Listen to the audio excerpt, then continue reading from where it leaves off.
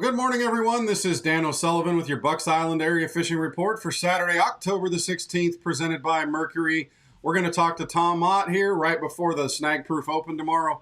We are going to talk to Josh Herron about Logan Martin and Lay Lake. And then, of course, we're going to connect with the good friend Lee Pitts, the crappie king of Weiss Lake, about Weiss Lake and the bass fishing there and on Neely Henry. Stay tuned, and the guys will be right back with what they have to say. Well, good morning, everyone. This is Dan O'Sullivan with your Bucks Island Area Fishing Report for Saturday, October the 16th, presented by Mercury. Well, tomorrow is the big Snag Proof Open on Guntersville. I know there's a big bass challenge going on as well, but we're going to talk about Snag Proof Open. Tom, tell us about the frog bite and what these guys are going to expect, and then give us some regular fishing information. Okay. Well, I tell you, I think by this weekend, the frog bite ought to be pretty, hopefully be pretty stout. I think, the last few weekends we've seen a couple of big tournaments out there. The mats have been really beat up, so the fish are definitely seeing a lot of pressure.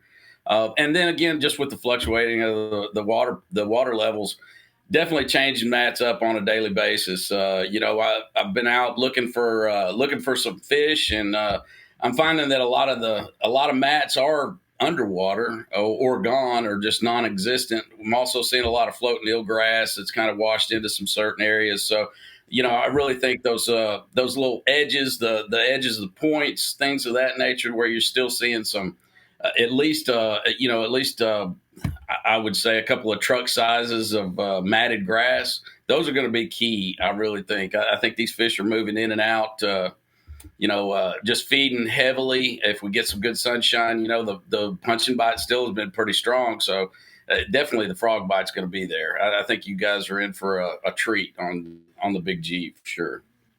So I know you and St. Jennifer have been kind of on a roll lately, and you guys have been putting some big ones on the scales.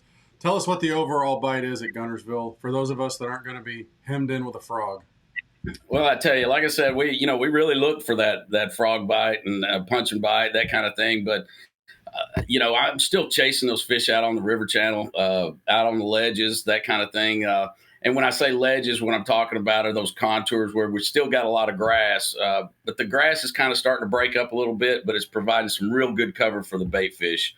We got on a tremendously strong crankbait bite, square bill, last week that we were able to, capitalize on and come away with a little bit of pocket change. But, I'm telling you, there's still Guntersville's one of those unique lakes where you've got 20 different patterns happening, and any one of them could win you a tournament any particular day. So, I think still the key for me is just to go out, fish your strengths, do what you're best at, and you'll find those fish. I mean, they're still there. They're still feeding.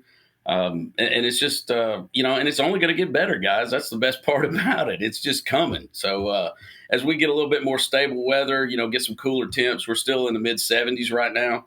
As that starts to happen, those fish just really react hard. So get out there and catch them up. Well, and I know you can still catch crappie around those bridge pilings, minnows, a little bit of vertical jigging, and then look for schooling stripers as well on that lake. Tom, as always, man, we appreciate it. Thanks for the time, and we will talk to you again next week. All right, Dano, you guys get out there and catch them up. Be safe on the water. Sounds good. Well, good morning, everyone. This is Dan O'Sullivan with your Bucks Island Area Fishing Report for Saturday, October the 16th, presented by Mercury. It's time for us to head on down to Lay Lake and Logan Martin with our good friend Josh Herron. Josh, tell us what's going on down there on those Coosa River puddles. Oh man, it's still waiting on fall to get here, but fishing's not terrible. It's definitely more bait driven right now. So things like scroungers, flukes, any of those little bait style imitators. We make one called a shiver glide that works really good this time of year. So that's kind of the deal, man. You're essentially chasing bait, and you'll run into them. There's no telling whether you're going to find them in 30 feet right now, dropping like a Damiki style, or if you're going to find them laid up against a seawall. But bait is the key.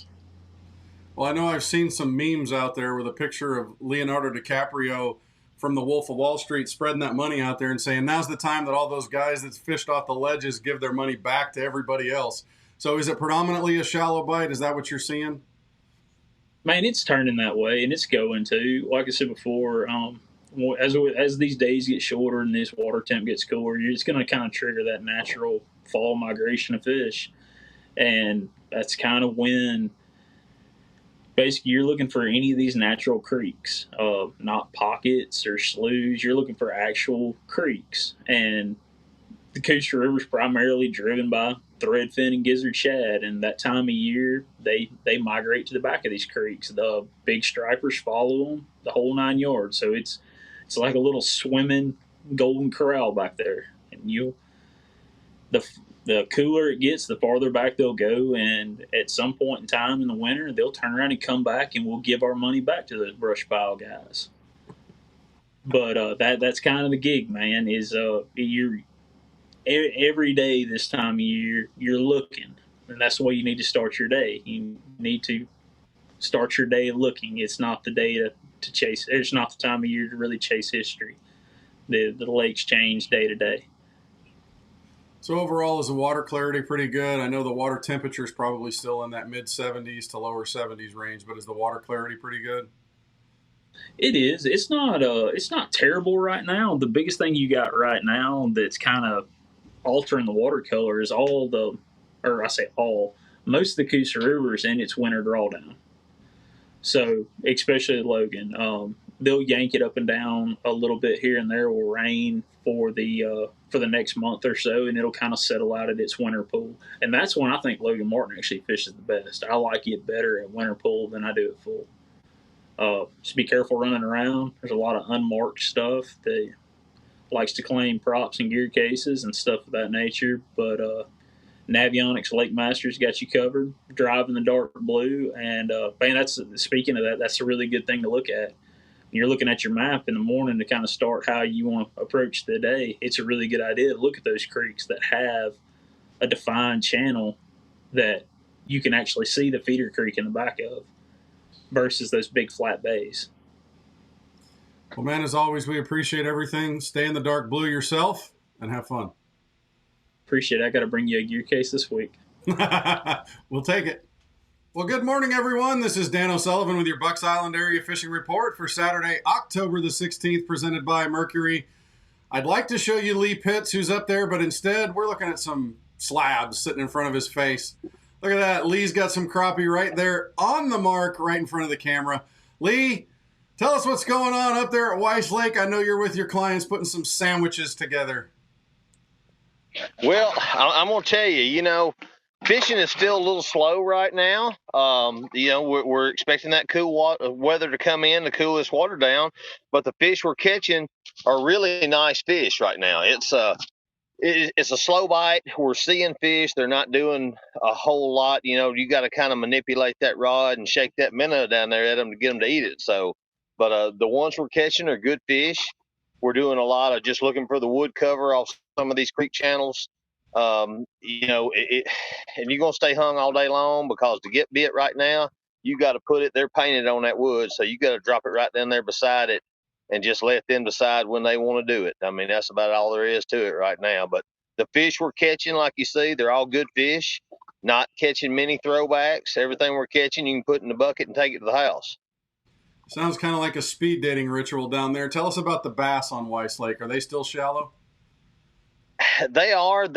We're catching a lot of fish out here, dropping minnows, crappie fishing, catching a lot of largemouth and spots, but they're real small, which really is a good thing. And I'm saying we're catching from 12 inches down, but catching a whole lot of them. So just like a minute ago, we had a little largemouth on. It's probably the first time he's seen the daylight out here. So, that's a good sign, getting a lot of these small fish coming up and starting to bite too. So hopefully by this next spring, that'll be some more bass that'll be out here going. But from the bass fishermen I talk to, it's still tough. They're catching the numbers, catching small fish, but those big 3-4 pounders are few and far between. What about Neely Henry? Let's turn our attention down there. What are you hearing out of Neely Henry right now? Neely the same way. A couple of the guys are shooting docks in that 6-8 foot and catching a few good fish, but the numbers just aren't there either. You know, it's one of those things, and even the ledge fishermen out there, they're not catching the numbers that we should be catching.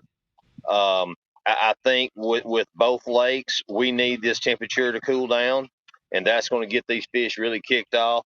I'm seeing more fish, you know, later in the week that have been coming up and getting on some of this wood cover. So we're seeing them. We just need that temperature to drop 5, 6, 7 degrees and really kick them in, both bass and crappie, to get this thing really, you know, everybody's ready for this fall bite. You know, we've got a little bit of cooler temperature this weekend coming in. So, hey, we're ready to get it going and really show off some of this fall fishing that we got.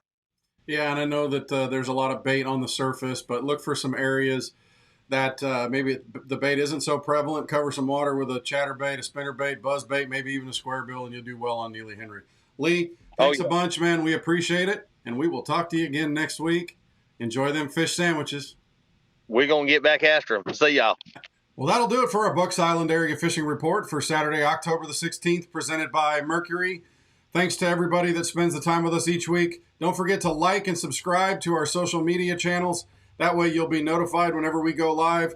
And if you need anything, whether it's parts, service, looking for a new boat, or you need that tackle to go put fish in your boat, come see us over here at Bucks Island.